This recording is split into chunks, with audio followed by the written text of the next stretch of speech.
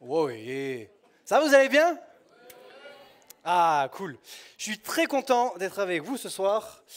Je suis très content de vous voir, très content de vous parler. Ce soir, j'avais un thème à cœur. Ça fait un moment que je voulais en parler. Ça fait très longtemps, on en avait déjà parlé il y a très longtemps, il y a au moins 3 ans, je pense. Il y a v'là l'époque. Fouf, tard l'époque. Mais du coup, c'est une notion que j'aimerais avec vous revoir. C'est une notion qui, pour moi, peut parler à chacun, vraiment, qui peut parler à chacun, qui doit être travaillée, je dirais, et retravaillée tout au long de nos vies. Ok? Tout au long de nos vies. Ouais, je sais, je bouge toujours les mains, tac, tac, clac, clac. Après, voilà, je peux faire comme ça aussi. Mais voilà. Et du coup, peu importe finalement ton avancement avec Dieu, peu importe où tu en es dans ta relation avec Dieu, c'est quand même une notion que tu peux travailler. Du coup, ce soir, on va étudier un des 7 péchés capitaux. Voilà. 7 péchés capitaux, ça vous parle? Non? Religion catholique, ouais. Il y a quoi? Il y a la gourmandise, l'avarice. Hein? Ah là, j'ai entendu, l'orgueil. Et ce soir, j'aimerais parler de l'orgueil. L'orgueil, le poison silencieux. Voilà, ça c'est le titre de mon message. Il est joli. Merci Elliot. Elliot, merci beaucoup. C'est lui qui a choisi, franchement, une belle référence à Narcisse. Je ne sais pas si vous avez retenu ou si vous aviez reconnu. Très belle référence. Merci beaucoup, mon gars. Voilà, donc on va parler de l'orgueil, ce poison silencieux. Donc, première question que j'aimerais vous laisser ce soir, c'est qu'est-ce que l'orgueil? Donnez-moi un peu des définitions de l'orgueil. Qu'est-ce que c'est pour vous l'orgueil? Comment t'as dit? Trop haute opinion de soi-même, ouais, j'aime bien. Les autres? Ouais. Se prétendre au-dessus de Dieu, très belle définition, ok. Est-ce qu'il y en a d'autres qui veulent... Je vais enlever ça parce que sinon je vais me gameler. Est-ce qu'il y en a d'autres qui ont des idées? Eden?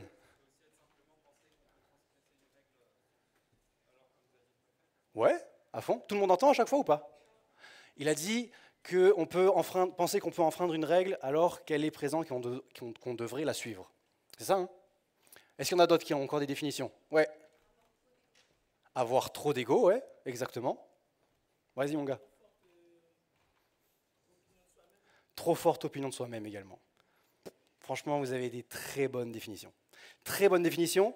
Et en tout cas, dans la Bible, on retrouve vraiment ce que vous avez dit, que ce soit dans l'Ancien ou que ce soit dans le Nouveau Testament.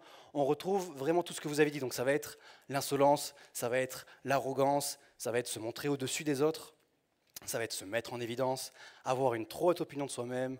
Ça peut être également simplement mépriser les autres qui nous entourent. Donc ça, voilà, ça c'est un peu une définition, je vais dire, un début de description de l'orgueil. Maintenant, pour comprendre... non, pardon, je me suis loupé. Une chose que je voudrais faire, c'est faire également un constat sur notre société. Ok? Dans notre société, l'orgueil est ultra présent. On est d'accord avec ça ou pas? L'orgueil, et d'ailleurs il est tellement présent qu'il est plus ou moins accepté selon les situations, qu'il est plus ou moins validé, on va dire. On est d'accord avec ça aussi? J'ai comme l'impression que souvent que tout ce qui nous entoure, finalement, nous pousse à entretenir cette nature orgueilleuse, nous pousse à entretenir ce sentiment, finalement. Tout nous pousse à ça. Alors que je cherchais un peu des idées sur ce thème, je suis tombé sur un article de Harvard Business. Harvard, c'est compliqué à dire ça. Harvard Business. Harvard Business qui disait les raisons du succès des leaders orgueilleux pour atteindre les sommets. Les raisons du succès des leaders orgueilleux. Vraiment une mise, mise en lumière de l'orgueil. Une mise vraiment sur le piédestal de l'orgueil. L'orgueil est vraiment mise sur un piédestal dans notre société. Un autre endroit où on retrouve l'orgueil, je me suis noté, c'est les réseaux sociaux. Les réseaux sociaux. Il y a des très bonnes choses dans les réseaux sociaux, mais ça sert quand même pas mal à se montrer. On est d'accord avec ça ou pas? Que ce soit des influenceurs, que ce soit nous, ça sert à se montrer, ça sert à montrer qui a la vie la plus stylée, qui a la vie qui donne le plus envie, Qui a le dernier iPhone? Qui a les plus beaux biens? Ça, c'est le but également des réseaux. Le but des réseaux, les gens se mettent en avant de ouf. Vraiment, ils se croient les personnages principaux d'un film, je ne sais pas, mais ils se croient vraiment pour des mecs qui sont là, quoi. Certains. On est d'accord avec ça? Ok, vous êtes toujours avec moi? J'ai besoin de vous sentir vivant avec moi ce soir, si jamais. Vous êtes là? Ah, c'est bien. On est dans une société qui est égoïste, une société qui prône finalement l'orgueil, qui prône l'amour de soi avant toute chose. L'amour de soi, peu importe ce qu'il y a en face, peu importe qui il y a en face, c'est d'abord moi qui est important. C'est d'abord moi qui est important. Le reste, on s'en moque. C'est d'abord moi qui est important. C'est trop important. C'est trop important. Je suis trop important pour le reste. Et c'est une société qui va prôner ça, qui va vraiment, qui va dire, ok, mais tu es ta priorité. Là où, en tout cas, par le passé, c'était quand même plus, ok, mais on vit en société, on avance telle une société, là c'est chacun avance dans son coin. Et chacun veut être comme le personnage principal de sa vie. Ça, c'est notre société actuelle. Et la société nous pousse à ça. La société nous pousse à ça. Les pubs, par exemple, j'ai pris l'exemple des pubs. Ah, si tu achètes ça, mon pote, là t'es déjà stylé. Mais si tu achètes le dernier iPhone, ah là là, franchement, tu vas être pas mal. Tu vas être pépite. Si tu achètes cette voiture, tu vas être vachement bien. À l'époque, je ne sais pas si vous vous souvenez, je pense que vous êtes trop jeune, mais les pubs Axe, ça vous parle ou pas? Les pubs Déo Axe. Ça se voit que c'était les années 2000, mais il y avait un gars tout seul sur une plage, il mettait du déo, il y avait 15 000 filles qui venaient à lui, plus t'en mets, plus t'en as, voilà, ça c'était les années 2000, c'était les pubs, c'était incroyable. Tu t'en souviens, MG? C'était les belles pubs des années 2000, franchement, c'était une belle ambiance. Belle ambiance. Mais finalement, la société, tout autour de nous pousse à ça. Tout autour de nous pousse à céder finalement à cet orgueil. Tout nous pousse à céder à cet orgueil. Maintenant, d'où est-ce qu'il vient? Pour comprendre pleinement une chose, il faut comprendre également son origine, il faut comprendre d'où est-ce que ça vient. Pour comprendre pleinement son impact et pleinement ses conséquences. Et j'aimerais vous dire ce soir que le premier péché d'orgueil, parce que oui, c'est un péché, je vous l'ai dit au tout début, mais le premier péché d'orgueil, ça n'a pas été accompli par un homme ou par une femme, mais ça a été accompli par Satan lui-même. On peut prendre, on l'avait vu lors de la dernière série, mais on peut reprendre ce texte qui se trouve dans Ésaïe 14, versets 12 à 14. Ésaïe 14, versets 12 à 14.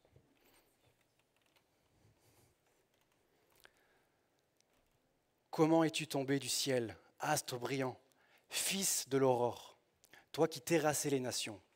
Comment est-il possible que tu aies été abattu à terre? Tu disais en ton cœur, je monterai au ciel, j'élèverai mon trône bien au-dessus des étoiles divines. Je siégerai en roi sur la montagne de l'assemblée des dieux, aux confins du septentrion. Je monterai au sommet des nuages et je serai semblable au Très-Haut. Je serai semblable au Très-Haut. Le premier péché d'orgueil, la première entité qui a cédé à l'orgueil, c'est Satan. C'est Satan lui-même. Et parce qu'il a cédé à cet orgueil, et parce qu'il a cherché à prendre finalement la place de Dieu, à s'élever au-dessus de Dieu, alors Satan l'a chassé, Satan l'a puni. Satan l'a puni pour ça. Mais Satan, il ne s'est pas arrêté là. Satan, il ne s'est pas arrêté là. À la suite de ça, alors que Dieu créa l'homme, la femme, il créa la terre, Satan est allé au-devant de Adam et de Ève. Il allait au-devant de Adam et de Ève, il a commencé à les manipuler. Il avait une seule chose à faire, c'était quoi? C'était de ne pas manger le fruit défendu. Mais Satan viendra devant Adam et Ève et va jouer sur deux cordes sensibles. Ok? Deux cordes sensibles. La première des cordes, c'est le doute. Il dira, mais ok, est-ce que Dieu a réellement dit? Finalement, est-ce que Dieu a réellement dit ça? Est-ce que Dieu t'a vraiment donné l'ordre de ne pas manger ce fruit? Est-ce que Dieu t'a vraiment dit ça? Ça, c'est la première des choses sur laquelle Satan va jouer. La deuxième des choses, c'est sur l'orgueil. C'est sur l'orgueil qu'il va jouer. Il dira, ok, mais si tu manges du fruit, vous serez comme des dieux. Vous serez comme des dieux. Et parce qu'il a joué sur l'orgueil d'Ève et sur l'orgueil d'Adam, alors ils ont chuté. Alors ils ont chuté et le péché est entré dans le monde. Le péché est entré dans le monde parce qu'ils ont cédé à l'orgueil. Pourquoi est-ce que je vous prends le temps de parler un peu plus là-dessus? Mais parce que je veux que vous compreniez que c'est par l'orgueil que le péché est rentré. C'est par l'orgueil que le péché est rentré. C'est par l'orgueil que la nature de l'homme est devenue pécheresse. C'est par l'orgueil que la nature de l'homme a été changée. Par l'orgueil que le péché est entré. Et si je pousse un peu plus la réflexion par rapport à l'orgueil, mais tout ce que je vais faire, toutes les mauvaises actions que je vais faire, tous les péchés que je vais commettre, vont trouver leur source où? Dans l'orgueil. Chaque péché trouve sa source dans l'orgueil. Chaque péché trouve sa source dans l'orgueil. Je prendrai le temps de donner quelques exemples après. Et parce que finalement le péché trouve sa source dans l'orgueil, Dieu déteste l'orgueil. Il le hait même. Il le hait. H-A-I-T, si jamais. Il hait le péché. Il hait le péché. Il est en horreur. Proverbe 16, verset 5. Proverbe 16, verset 5.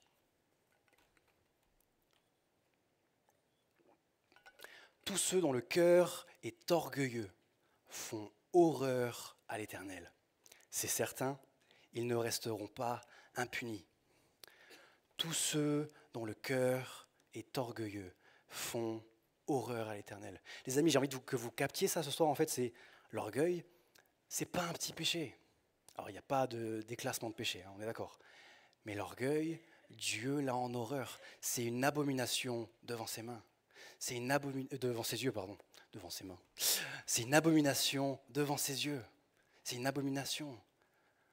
Dieu déteste, Dieu a une haine de l'orgueil. Et tout au long de sa parole, Dieu nous avertit quant à l'orgueil. Dieu nous prévient de l'orgueil. Dieu l'a en horreur. On ne peut pas se permettre de dire « Ah ouais, de temps en temps, un peu d'orgueil, ça fait du bien ». Non, il faudra que l'on soit catégorique par rapport à ça. Dieu, encore une fois, l'a en horreur. Ok? Ok, ouais. Vous êtes avec moi? Ouais, vous êtes morts, hein? Oh, c'est bon, ça va. Cool! J'arrive à mon second point.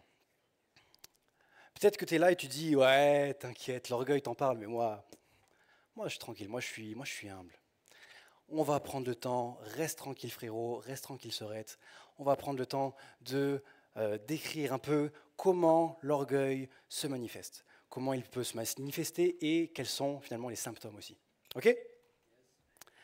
Donc première chose, comment est-ce qu'il se manifeste? Je me suis noté qu'il y a des gens chez qui, franchement, tu les vois arriver, c'est pas tu vois qu'ils ont de l'orgueil, c'est ils puent l'orgueil. Vraiment, on est d'accord avec ça ou pas? Vous avez des visages qui sont venus en tête un peu? Voilà. Moi, en préparant cette prédication, je me suis souvenu d'un collègue. Ouais, j'avais du mal avec, parce que vraiment, il puait l'orgueil, c'était fou. Mais même dans notre société, hein, je me suis noté quelques exemples. On l'a vu juste avant, là, mais aussi bon soit-il dans son sport, aussi bon, aussi performant soit-il, Ronaldo peut paraître arrogant au premier abord. Lucas, sois pas vexé, s'il te plaît.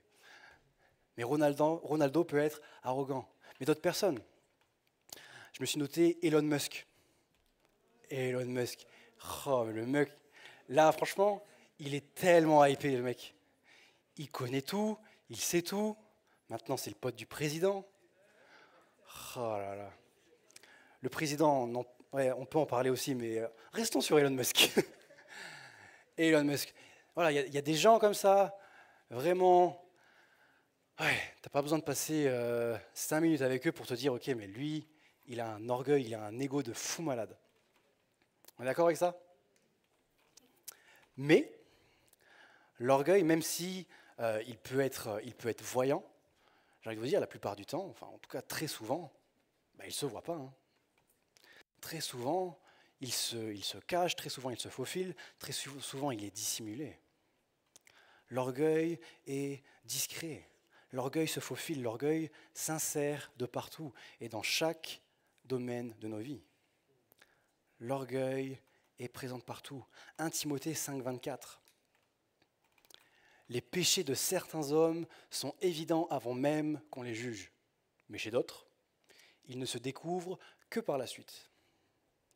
L'orgueil, ça s'applique à tous les péchés, mais l'orgueil, il se cache quand même super bien. L'orgueil se cache super bien. Et c'est vraiment ce côté sournois de l'orgueil. Pourquoi ? Mais parce que finalement, l'orgueil, c'est pas quelque chose de factuel au tout début. C'est pas quelque chose de factuel, c'est quelque chose qui se passe en premier lieu, qui se passe là-dedans, qui se passe dans nos pensées. Quelque chose qui se passe là-dedans et que l'on peut plus ou moins dissimuler. L'orgueil démarre dans tes pensées. C'est d'abord dans ta tête que ça se passe. L'orgueil se dissimule, l'orgueil est invisible et parfois il est même invisible pour nous-mêmes. L'orgueil est invisible. Maintenant, quelques symptômes, j'ai envie de vous laisser quelques symptômes, donc peut-être vous reconnaîtrez, c'est certain. Moi, je me suis reconnu dans plusieurs. Je vais faire une petite liste, ce sera incomplet. Je vous laisserai ça en devoir pour la maison, vous le ferez à la suite. Premier signe, je dirais révélateur, premier symptôme de l'orgueil, j'ai marqué être le premier. Être le premier ou bien l'esprit de compétition. Voilà, ça commence à parler. Je vois Loïc qui est mort de rire parce qu'il me connaît un petit peu. L'esprit de compétition, je connais. Jonah, on a déjà vu des jeux de société où ça s'est mal passé. Voilà. L'esprit de compétition, les amis, est un symptôme de l'orgueil. Quand je préparais justement cette prédication, je me suis souvenu, je devais avoir, franchement, je sais pas, j'avais 4-5 ans, j'étais au club de ski, j'étais avec des potes, etc. Il fallait que je sois le premier. Il fallait absolument que je sois le premier et que je sois le premier derrière le prof. Peu importe mes potes, peu importe ce qu'ils voulaient, je m'en moquais. Moi, il fallait que je sois premier. Et si je n'étais pas premier, je crois que j'en pleurais même de ne pas être premier. Franchement, ouais, j'avais 4-5 ans. Non, ou 19, je ne sais plus. Mais non, j'avais 4 ans. Mais j'étais déjà tellement orgueilleux en fait. Tellement orgueilleux. Et puis peut-être que tu es là et tu te dis, ouais, mais finalement, quand même, ça va, être compétiteur, c'est bien parce que ça te pousse à être meilleur. La question que j'ai envie de te laisser ce soir, c'est, ok, qu'est-ce que tu veux ? Tu veux être meilleur ou bien tu veux être le meilleur ? Deux choses différentes. Tu veux être meilleur ou tu veux être le meilleur ? Vouloir s'améliorer, vouloir progresser, ça c'est très bien, c'est trop bien. Il faut chercher à s'améliorer. Mais qu'est-ce que tu veux réellement ? Qu'est-ce que tu veux réellement ? L'esprit de compétition, les amis, est une résultante de l'orgueil. Mais comme on l'a vu, l'orgueil c'est un poison et l'esprit de compétition est un poison. L'esprit de compétition dans l'Église, c'est un poison. L'esprit de compétition dans l'Église, c'est un poison. Avoir trop finalement d'esprit de compétition va t'amener également, j'ai marqué ça, mais va t'amener à ne jamais être suffisant avec Dieu. Parce que tu chercheras toujours à faire plus, toujours à faire plus par toi-même. Ça ne sera jamais suffisant avec Dieu. L'esprit de compétition. Deuxième chose que je me suis notée, c'est le goût des compliments. Ah là, ça on aime bien les compliments de temps en temps quand même. Ça fait du bien au moral. Voilà. Mais il y en a, on les cherche au taquet. Il y en a, vous cherchez que ça. Vous manipulez les mots pour obtenir un petit compliment. Ça vous parle un peu ce que je vous dis là ou je suis tout seul à être dans la sauce ? Un bon exemple ? Est-ce que j'ai un bon exemple ? Est-ce que tu as un bon exemple, MG ?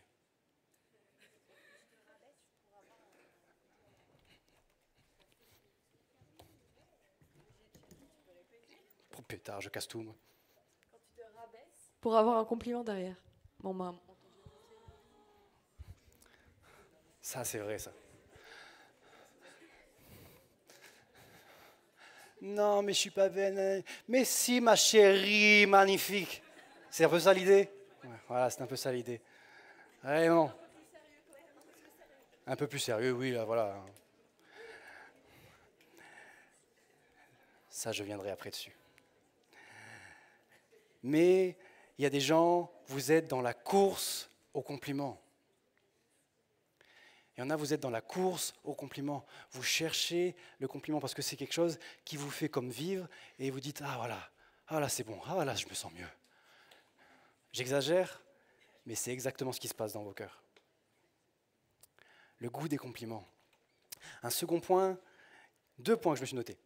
La course au titre. La course au titre et le goût d'être en vue. Ah là là là là là là.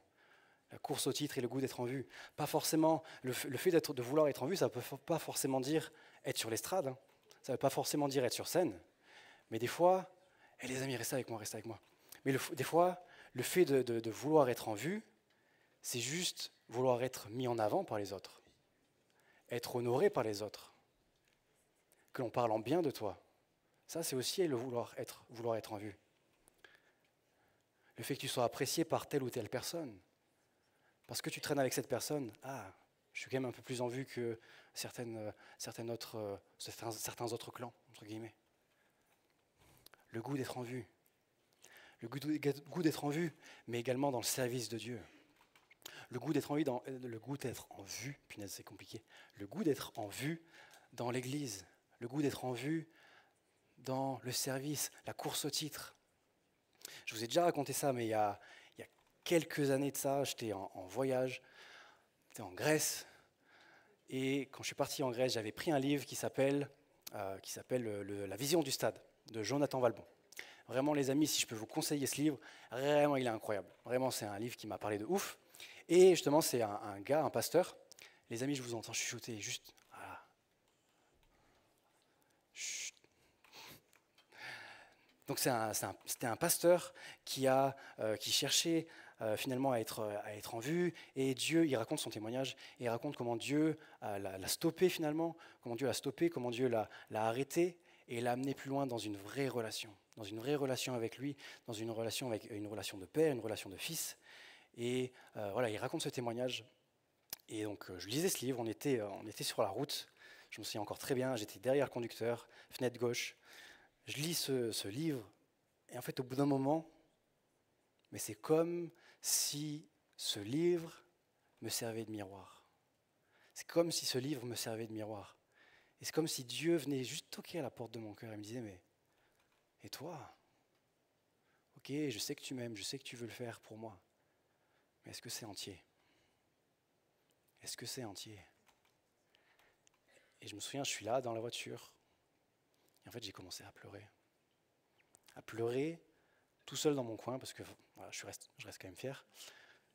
Je regardais au loin comme ça, en poésie, voilà. Mais je pleurais. Lucas m'avait capté, mais ça c'est autre chose. Mais je pleurais de l'état de mon cœur, parce que Dieu m'a juste dit, mais qu'est-ce que tu fais? Qu'est-ce que tu fais? Pourquoi est-ce que tu fais ce que tu fais? Pourquoi est-ce que tu sers? Et j'ai envie de vous laisser ces questions ce soir. Pourquoi est-ce que tu sers à l'église? Pourquoi est-ce que tu sers? Je sais que souvent je vous embête avec ça, mais parce que c'est trop important, et Dieu m'a tellement foutu une claque là-dessus. C'est pourquoi est-ce que tu sers? Pourquoi est-ce que tu sers?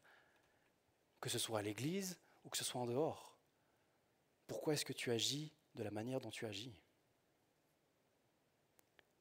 Pourquoi est-ce que tu agis comme ça? C'est un point sur lequel je pense qu'on doit rester vigilant toute notre vie.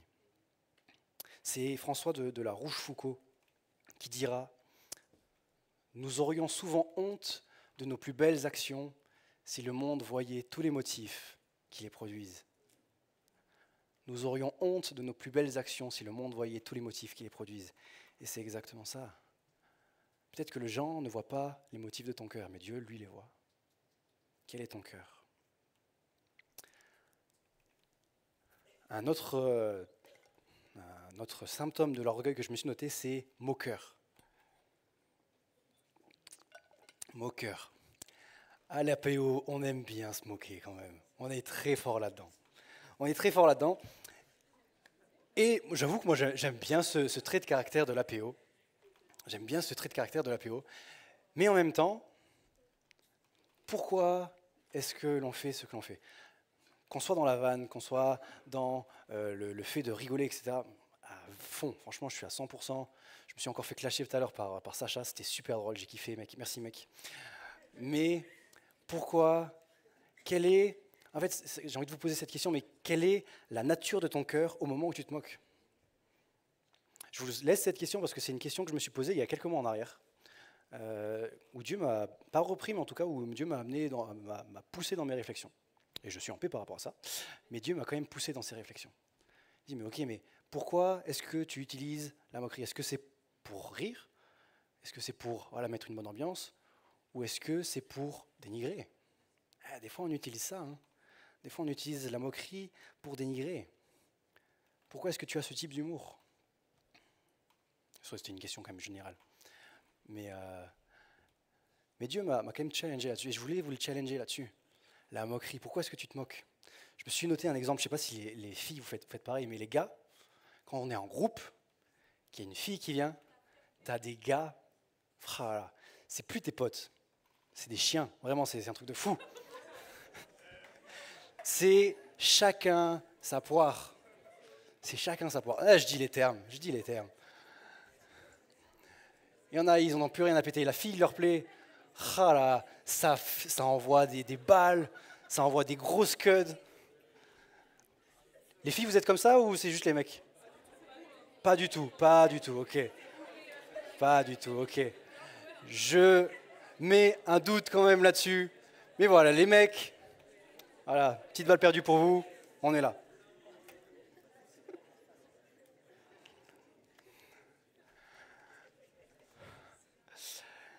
La moquerie, un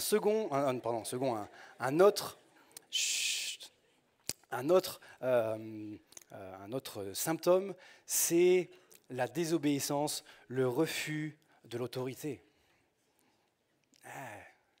Les amis, quand je vous disais que l'orgueil, c'est la source de tout péché, la désobéissance, qu'on désobéit à Dieu, c'est parce que c'est notre orgueil qui est en jeu. Je ne veux pas obéir à ça.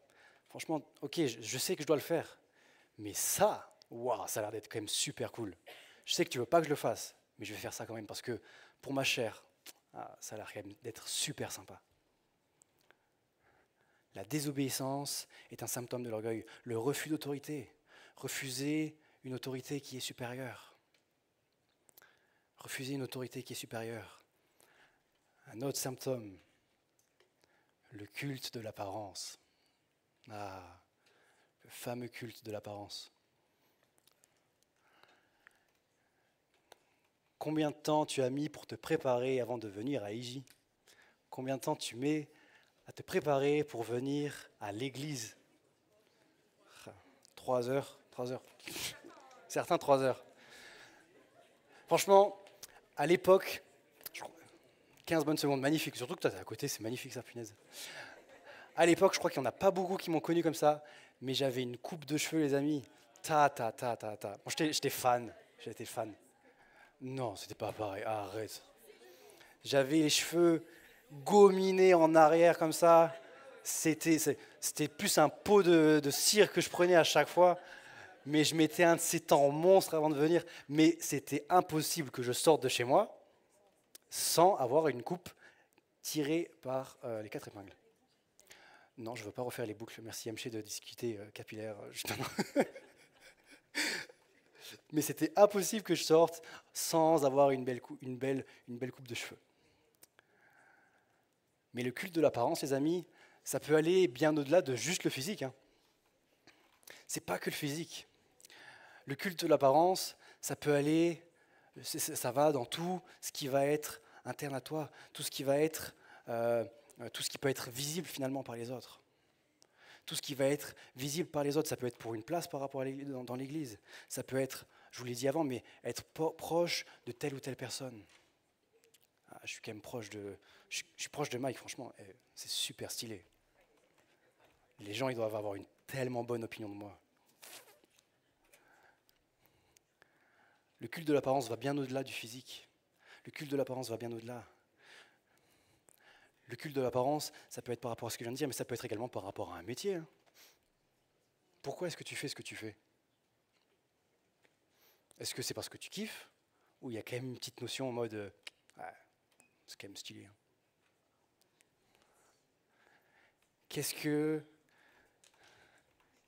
Pourquoi est-ce que tu fais ce que tu fais?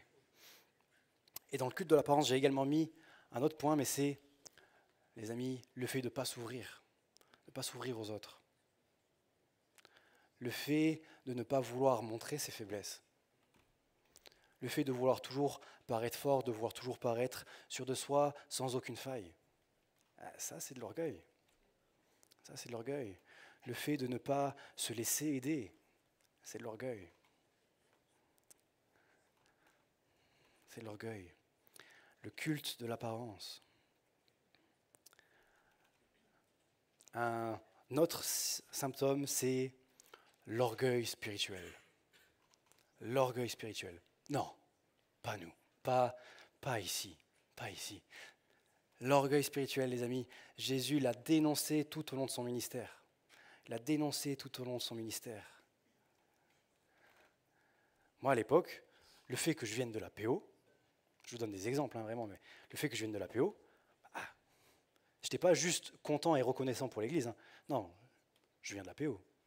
Bon, il y a quand même de l'Église de la Porte Ouverte, Mulhouse chrétienne. Quoi. La Porte chrétienne de Mulhouse, vraiment, c'est un phare dans la France, je veux dire.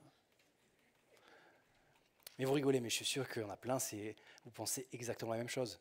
C'est juste que je l'exagère encore une fois, mais l'orgueil spirituel, le fait d'avoir une connaissance que les autres n'ont pas, le fait peut-être des fois d'avoir des responsabilités que tes potes n'ont pas. Ça, c'est de l'orgueil spirituel. Et Jésus l'a dénoncé tout au long de sa vie, il a dénoncé les pharisiens. Et des fois, on n'est pas mieux que les pharisiens. L'orgueil spirituel. Oh purée, il faut que je me dépêche. Encore quelques je vais moins prendre le temps de les décrire, mais le non-pardon, le fait de refuser le pardon à certaines personnes, alors que Dieu t'a accordé le pardon. C'est de l'orgueil. Le fait de refuser de laisser partir certaines blessures, c'est de l'orgueil. La convoitise, la jalousie. La convoitise par rapport à un bien, la convoitise même par rapport à une qualité que tu n'as pas. La jalousie par rapport à un trait de caractère que tu n'as pas. Ça, c'est de l'orgueil. Et les amis, ça j'ai envie de vous le laisser aussi, mais de la même manière que l'esprit de compétition est un poison dans le royaume de Dieu, la jalousie, c'est un poison dans le royaume de Dieu également. C'est un poison dans le royaume de Dieu. L'hypocrisie, se donner une image que l'on n'a pas, la vantardise, les différentes fiertés que l'on peut avoir dans la vie de tous les jours. Encore une fois, que je différencie avec le contentement, avec cette paix. D'autres que je vais vous citer comme ça, mais le racisme, c'est de l'orgueil. La course à la réussite, c'est de l'orgueil. Vouloir sans cesse être différent, c'est de l'orgueil. Toujours vouloir se différencier les uns des autres, toujours avoir une petite marque en dehors, c'est de l'orgueil. L'excès de confiance en soi, le perfectionnisme, c'est de l'orgueil. Tous ces symptômes-là viennent de l'orgueil. Encore une fois, c'est un péché. Et Dieu ne cesse de nous prévenir dans sa parole. Et tout au long de la parole, il nous prévient. Mais pourquoi? Mais parce qu'il y a des conséquences à laisser ce péché. Il y a des conséquences à entretenir ce péché. Les mouches sont attirées par les ordures. Satan, lui, est attiré par le péché. Si tu laisses une pomme pourrie dans un coin, il n'y a pas rien qui va se passer. Il y a les mouches qui vont venir et ça va être encore plus sale qu'avant. Avec l'orgueil, c'est exactement la même chose. Il y a des conséquences. Il y a des conséquences sur, finalement, nous-mêmes, notre orgueil face à Dieu. Pourquoi? Parce que l'orgueil amène la rébellion. Notre cœur, de base, est rebelle envers Dieu.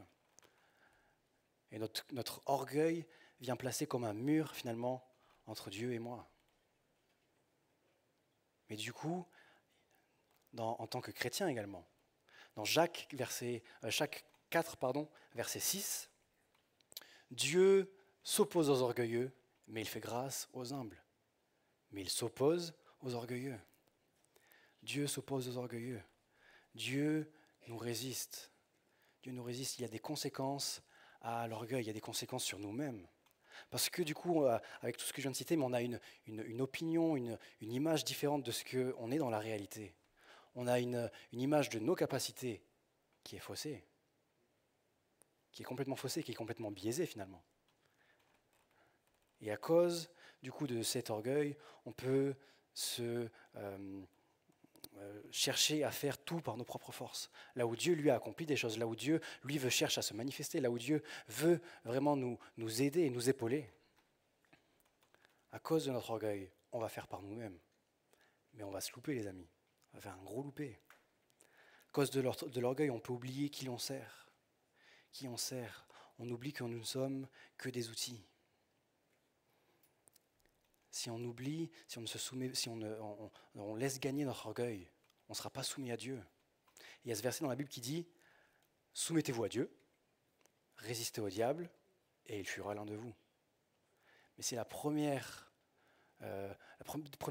début de phrase n'est pas respecté, alors tu ne pourras pas résister au diable. Il y a des conséquences sur nous, il y a des conséquences également sur nos relations. Si maintenant j'ai une image qui est complètement faussée de moi-même, mais il ne faut pas croire, les images des autres, elle sera faussée aussi. Elle sera faussée. Et du coup, cet orgueil va amener finalement la destruction dans mes relations. L'orgueil amène la destruction. L'arrogance, Proverbe 16, verset 18, l'arrogance précède la ruine et l'orgueil précède la chute. L'orgueil précède la chute, il y a des conséquences à l'orgueil. L'orgueil, les amis, j'ai envie de vous laisser ça, mais c'est un poison. C'est un poison qui est puissant, c'est un poison qui est séduisant, qui est agréable à la chair et qui est naturel, mais c'est un poison. Maintenant, après toutes ces magnifiques nouvelles encourageantes, j'ai quand même une petite bonne nouvelle. Ok ?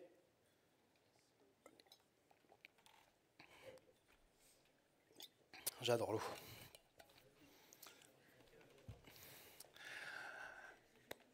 Malgré ce poison, il y a un remède. Et ce remède, les amis, c'est, je l'entends quelque part là, Jésus et l'humilité. C'est là que je voulais aller en fait, mais dommage. Le remède à l'orgueil, c'est l'humilité. Comment est-ce que vous me définiriez l'humilité ? L'humilité. Comment t'as dit ? Pas orgueilleux, ok. Humble, ok, super, merci beaucoup. C'est génial. Ok, ouais, Eden ? Ne pas s'élever au-dessus des autres, considérer notre valeur par rapport aux autres ? Ok, trop bien. Se penser égal aux autres, ok, intéressant. D'autres ? Ouais, David. Être simple ? Ouais, ok. Ça c'est une belle réponse. Considérer les autres comme étant au-dessus de soi-même. Ça c'est vraiment biblique en plus, magnifique. Ok ? Rien plus d'autre ?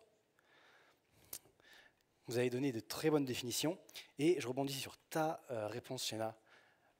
Donc, l'humilité, ce n'est pas, mais ce n'est pas seulement l'absence d'orgueil. D'accord ? C'est pas, ok, là j'ai de l'orgueil, je l'enlève, il n'y a rien. Non, c'est pas ça. Mais l'humilité, c'est bien plus que ça. L'humilité, c'est quelque chose que l'on doit rechercher, une chose que l'on doit revêtir. Colossiens 3, verset 12 nous dit « Ainsi donc, en tant qu'être choisi par Dieu, saint et bien-aimé, revêtez-vous de sentiments, de compassion, de bonté, d'humilité, de douceur, de patience. Revêtez-vous de sentiments d'humilité. » On est d'accord, on ne peut pas juste revêtir rien, ok ? Il ne faut pas avoir fait Harvard pour sortir cette phrase. L'humilité, c'est une qualité, c'est quelque chose que l'on doit rechercher, c'est une qualité qui doit sortir de l'enfant de Dieu, qui doit être inhérente à l'enfant de Dieu, qui doit faire partie intégrante de nos vies. Ça, c'est l'humilité.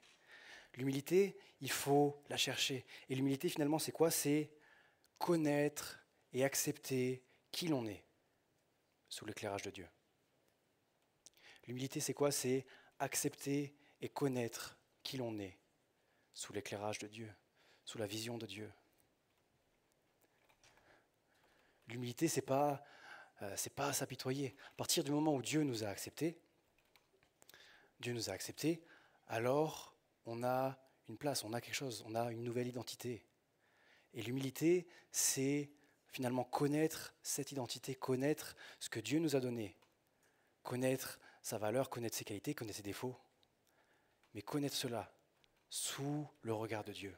Sous le regard de Dieu, vraiment, je veux vous laisser ça, les amis. L'humilité, c'est pas juste s'apitoyer sur son sort et être là, non, mais je mérite pas, mais en fait, je mérite pas ton amour, puis je suis moche, puis de toute façon, regarde, je sers à rien, je suis maladroit, je fais nimp, jette-moi des cailloux, parce que vraiment, je mérite pas. Non, l'humilité, ça va bien au-delà. L'humilité, c'est connaître qui l'on est. C'est connaître qui l'on est. Connaître qui l'on est et s'aimer à la juste valeur. S'aimer à la juste valeur. Pas trop, mais pas trop peu non plus. Un exemple de fou là-dedans, c'est David. David, le roi David, qui dira « Je te loue de ce que je suis une créature merveilleuse. Je te loue de ce que je suis une créature merveilleuse. » Pour sortir ça, il le proclame. Hein. C'est pas juste « ouais, je l'écris et puis basta ». Non, il le proclame. Je suis une créature merveilleuse. Il se connaissait réellement, il savait qui il était réellement en Christ. Il n'a pas dit « je te loue de ce que je suis la plus belle créature ». Non, je te loue de ce que je suis une créature merveilleuse. Il savait qui il était. Il savait qui il était en Dieu. On doit chercher l'humilité. On doit chercher l'humilité et on doit chercher la vraie humilité. On ne doit pas chercher une fausse humilité. Je me suis noté 2 exemples, mais il y a ce qu'on disait avant, mais la fausse modestie. Ah, mais je suis pas assez bon là-dessus. Franchement, je suis pas assez bon. Et tu cherches juste le compliment. Ça, c'est de la fausse humilité. Un autre exemple que je me suis noté, c'est ça m'a fait souvenir des petites des fois où je l'ai pu le vivre. Mais des fois, on est là, on est avec nos potes et on dit ah franchement, en toute humilité, je suis pas très bon là-dessus. Et tu as ton pote qui va confirmer la chose. Ah ouais, c'est vrai, franchement, il faut que tu progresses sur ces traits de caractère. Et toi, tu es là, mais d'où tu te permets? T'as cru quoi, toi? Et tu es vexé, mais parce que tu viens de dire exactement la même chose, sauf que là, c'est pas toi qui l'as dit. Mais ça, c'est pas de l'humilité non plus. Ça, c'est de la fausse humilité. Cherchez la vraie humilité. Cherchez la vraie humilité. L'humilité, les amis, c'est pas une faiblesse. L'humilité, c'est une force qui vient de Dieu. L'humilité est une force. L'humilité va amener à mettre l'autre en valeur, vous l'avez dit avant. L'humilité va amener, va faire passer l'autre avant moi. L'humilité va donner une valeur, une réelle valeur aux gens, va donner une réelle valeur à qui je suis. L'humilité va donner une place juste au Créateur. Ça, c'est l'humilité. On doit la rechercher, c'est un combat de tous les jours. Vraiment, je me faisais la réflexion là, pendant que je préparais la prédication. Je vous le dis à chaque fois, hein, mais le premier à qui ça parle quand je fais une prédication, c'est à moi, vraiment. Et je vous embête à chaque fois, mais c'est vrai. Et je me suis dit, mais punaise, mais il y a tellement de fois, vraiment, je me saoule moi-même. Je me saoule moi-même. J'ai l'impression, des fois, je me dis, ah punaise, là, je progresse et tout, je suis content. Vraiment, merci Seigneur. Puis 2 semaines après, c'est terrible. Cherchons l'humilité. Cherchons l'humilité. Comment la chercher? Humilions-nous devant Dieu. Humilions-nous devant Dieu. C'est lui le Créateur. On est la créature. C'est un ordre de la part de Dieu. On se trouve dans 1 Pierre 5, 6. Humilions-nous devant la main de Dieu. Humilions-nous devant Dieu. Pas juste quand je pêche, mais que ce soit une ligne de conduite. Une ligne de conduite. Cherchez sa présence. Cherchez qui il est. Chercher qui il est, mais pourquoi? Parce que finalement, quand tu vas chercher à entrer dans sa présence, alors lui, il va se révéler. Et parce qu'il va se révéler, tu vas te rendre compte de ta petitesse. C'est mathématique. La présence de Dieu, l'onction de Dieu vient pour briser l'orgueil. L'onction de Dieu brise l'orgueil. Hier soir, je ne sais pas s'il y en a qui étaient là au culte, mais le temps de la fin, les amis, c'était incroyable. Moi, et pour le coup, j'ai vraiment vécu un temps fort avec Dieu, mais où juste Dieu, mais c'est toi qui es le roi, c'est toi qui crée toutes choses.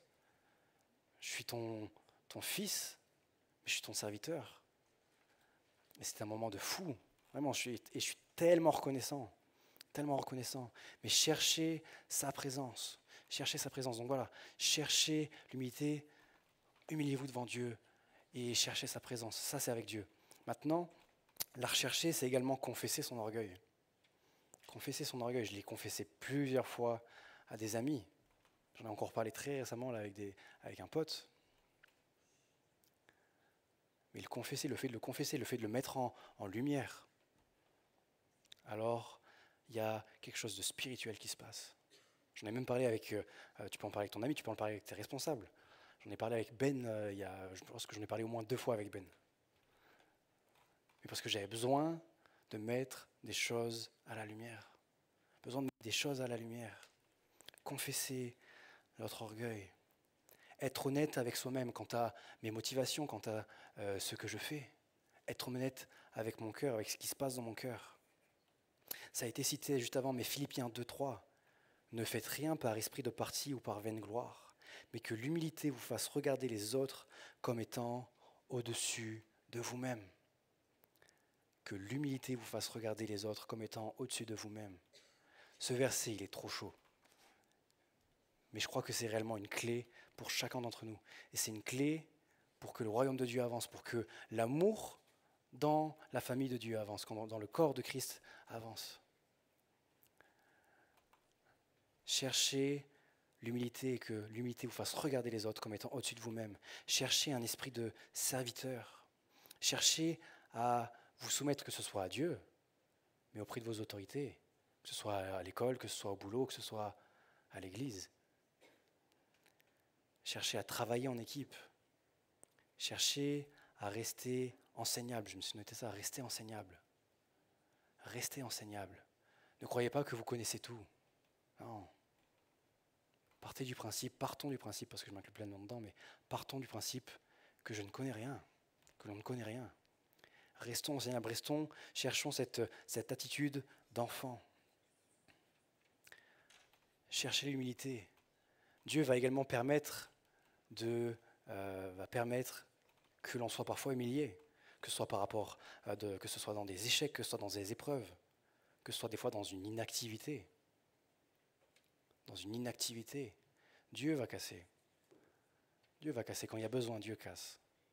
Dieu m'a cassé, vous inquiétez pas. Mais cherchez l'humilité. Cherchez l'humilité parce que l'humilité va vous rapprocher du Père.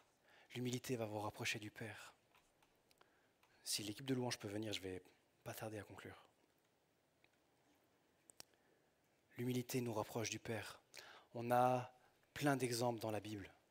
Plein d'exemples tout au long de la parole, mais le meilleur d'entre eux, forcément, c'est Jésus. Jésus, il est impressionnant.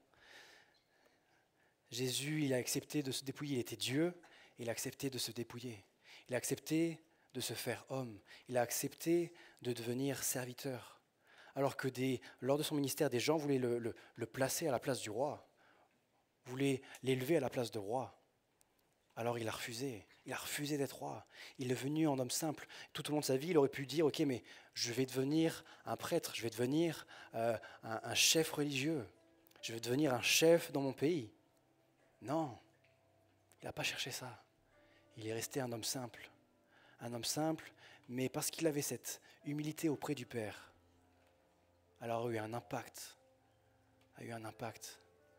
Parce qu'il était humble, il a accepté de se faire sacrifier. Jésus est l'exemple parfait, les amis. Jésus est l'exemple parfait. Et il y a cette phrase que je trouvais quand je préparais la prédication, mais qui m'a tellement marqué. Les mains qui ont formé l'univers ont également essuyé la poussière des pieds de ses disciples. Jésus, alors qu'il allait mourir, il a pris le temps de s'humilier et de servir ses disciples. Là où c'était à lui de recevoir les honneurs, il a donné les honneurs.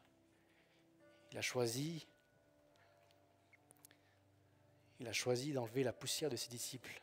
Non, une des parties les plus sales. Ils marchaient pendant des kilomètres sur des routes remplies de cailloux, de poussière. Il a accepté de se dire, mais moi, je vais prendre soin d'eux. Moi, je vais prendre soin d'eux. C'est pas mon rôle, normalement. Mais je regarde mes disciples comme étant au-dessus de moi-même. Les mains qui ont formé l'univers ont également essuyé la poussière des pieds des disciples. Les amis, c'est possible de changer. Vraiment, ça peut sembler un programme ardu, un programme impossible, mais c'est possible. C'est possible. Les disciples ont changé. Quand on regarde les disciples avant et après la Pentecôte, c'est deux types de personnes. Et parce que l'humilité est venue, parce que le Saint-Esprit est venu, parce qu'ils ont été réellement changés. Proverbe 15, verset 33. L'humilité précède la gloire. L'humilité précède la gloire. L'humilité précède la gloire. Pas une gloire pour toi, mais une gloire pour ton Créateur. Une gloire pour qui il est. Dieu va manifester sa gloire à travers nous. Il veut nous utiliser, mais ce n'est pas pour nous, c'est pour lui. C'est pour que lui puisse être honoré, pour que lui puisse être glorifié. L'humilité, les amis, est une clé essentielle de la vie du chrétien, essentielle pour chacun d'entre nous. L'humilité est essentielle pour que l'on puisse toujours plus se rapprocher de Dieu. L'humilité est essentielle pour que l'on puisse toujours plus aller plus loin avec Dieu, aller plus loin dans son service. L'humilité. Cherchons l'humilité. Cherchons l'humilité. Honnêtement, c'est un message, peut-être que ça a parlé à plusieurs, mais honnêtement, c'est un message qui, moi, m'a fait du bien lorsque je le préparais. J'ai besoin de revenir à cette notion sans cesse. De revenir à cette notion sans cesse. De chercher toujours plus le cœur du Père. De chercher toujours plus qui il est. J'aimerais terminer juste par ce verset qui dit, dans le psaume 139, versets 23 à 24. Sonde-moi, ô Dieu, et connais mon cœur. Éprouve-moi et connais mes pensées. Regarde si je suis sur une mauvaise voie et conduis-moi sur la voie de l'éternité. Regarde si je suis sur une mauvaise voie et conduis-moi sur la voie de l'éternité. On va prendre le temps de prier, les amis. On peut baisser les têtes, fermer les yeux.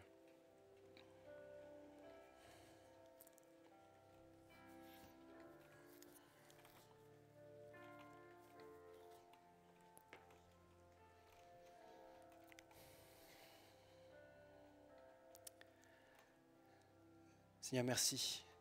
Merci parce que tu m'as mis ce message sur le cœur. Et Seigneur, je veux croire que c'est toi qui vas nous aider, Père. Malgré la tâche qui peut sembler compliquée, Seigneur, je veux croire que c'est toi qui vas nous aider. C'est toi qui vas nous épauler, c'est toi qui vas nous conduire au fur et à mesure. C'est toi qui vas nous guider. Père, viens vraiment dans nos vies et viens être nous, épaule-nous. Épaule-nous, Seigneur, on a besoin de toi. Alors qu'on garde les yeux fermés, j'aimerais peut-être juste faire un appel. Je ne vais pas vous demander de venir à l'avant, je ne vais pas vous demander de vous déplacer. Mais juste si ce message t'a parlé, si tu t'es reconnu finalement dans les symptômes de l'orgueil, si tu te rends compte et tu dis mais j'ai trop d'orgueil, je cherche tout le jour à être le premier, je cherche les compliments, je veux absolument être en vue. Je me moque, je dénigre. Je cherche toujours à me différencier. Et tu te dis, mais tu te rends compte que finalement cet orgueil va t'empêcher d'aller plus loin avec Dieu. Que cet orgueil va finalement être comme un frein dans ta relation avec Dieu. Et tu te dis, mais si tu reconnais ce soir que, ok, mais j'ai besoin de l'humilité. J'ai besoin de progresser là-dedans, j'ai besoin de la chercher, j'ai besoin de la revêtir. Parce que bien souvent, ce n'est pas le cas maintenant. Je t'inviterai simplement à te mettre à genoux. Je suis le premier à me mettre à genoux ce soir, les amis.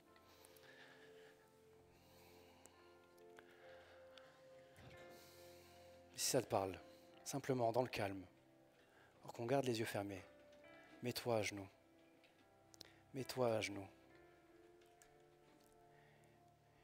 Je vais laisser Cam prendre la suite, elle va nous conduire dans un chant, vraiment que pendant ce chant, tu puisses simplement prier à Dieu et énoncer, prendre le temps d'énoncer, prendre le temps de confesser face à Dieu. Si tu as besoin de confesser par la suite à un responsable, alors viens, on sera là, on sera présent. Mais prendre le temps de confesser, pas dire juste « Ah mais Seigneur, tu vois que j'ai de l'orgueil ». Non, dis « Ok, mais Seigneur, dans cette situation-là, je cherche à être le premier. Là-dedans, je cherche à être le premier. Prends le temps. Prends le temps pendant que Camille va chanter. Confesse devant Dieu et demande-lui cette humilité.